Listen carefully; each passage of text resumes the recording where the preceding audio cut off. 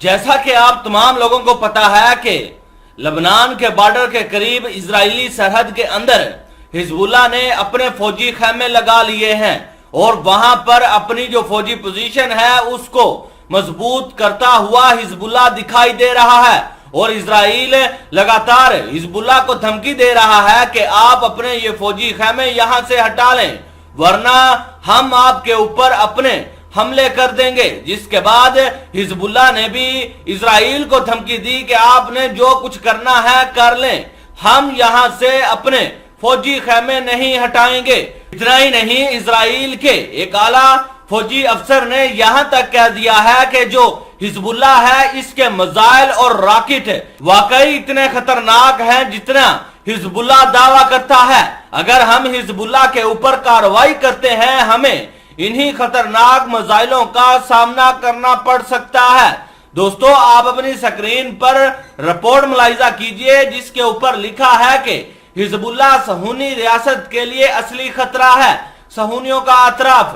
صہیونی فوج کے ریزرو فوج کے ایک اعلیٰ اہلکار نے اعتراف کرتے ہوئے کہا ہے کہ حزب اللہ لبنان اپنے میزائل اور راکٹ پاور کی وجہ سے صہیونی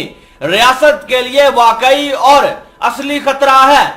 رپورٹ کے مطابق صہیونی ریاست کے شمالی علاقے کے ریزرو فوج کے سربراہ اور موساد کے سابق نائب سربراہ نے اعتراف کرتے ہوئے کہا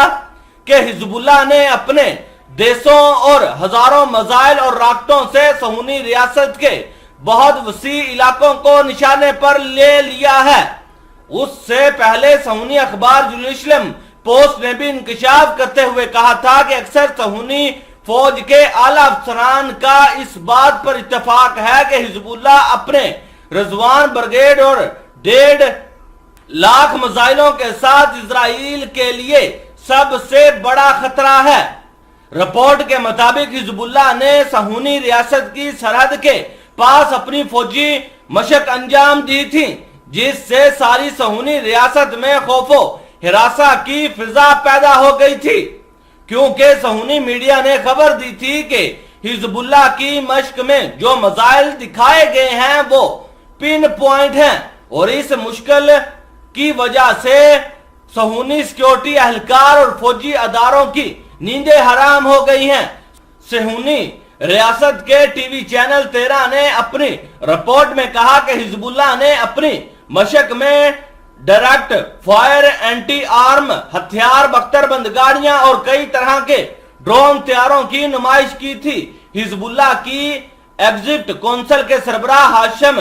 صفی الدین نے اس مشق کے دوران اپنی تقریر میں کہا تھا کہ غاصب صہیونی نے اگر کوئی حماقت کی اور توازن بگاڑنے کی کوشش کی تو وہ مرکزی اسرائیل میں پن پوائنٹ میزائلوں کے حملوں کو دیکھیں گے۔ یاد رہے کہ چند دن پہلے حزب اللہ کے ایک اعلیٰ رکن نے اپنے انٹرویو میں کہا تھا کہ اگر اسرائیل نے کوئی حماقت کی تو حزب اللہ کا رضوان بریگیڈ سرحد پار کر کے الجلیل میں داخل ہو جائے گا۔ دوستو، آپ صہیونی اہلکار کے بارے میں کیا کہتے ہیں کمنٹ سیکشن میں لازم بتائیے گا۔